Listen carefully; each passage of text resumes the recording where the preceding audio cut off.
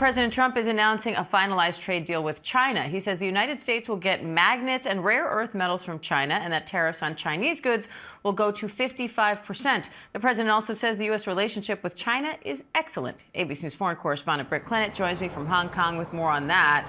So, Britt, what else are both sides getting in this agreement and what happens next?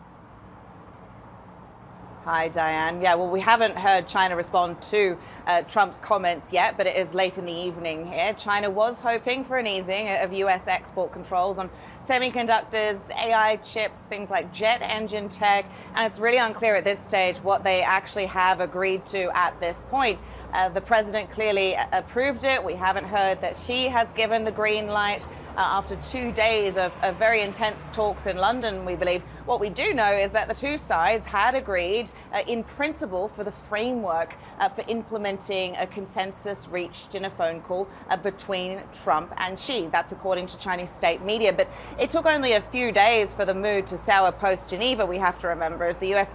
curtailed semiconductor and aviation exports to China, indicating that exports of critical minerals, just haven't reached the levels that America had agreed to during America and China had agreed to during the May meeting. Now, Beijing also accused Washington of breaching its non-tariff pledges made in Switzerland. The U.S. side has been seeking restrictions on rare earths, we know, and magnets in particular.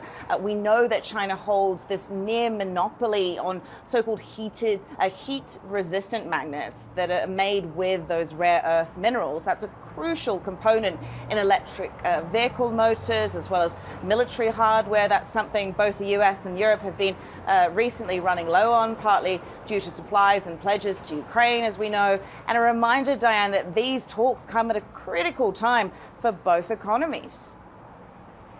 Meanwhile, Britt, President Trump is celebrating after a federal appeals court ruling allowing his tariffs to stay in place. How significant is that decision, and what are you watching for there?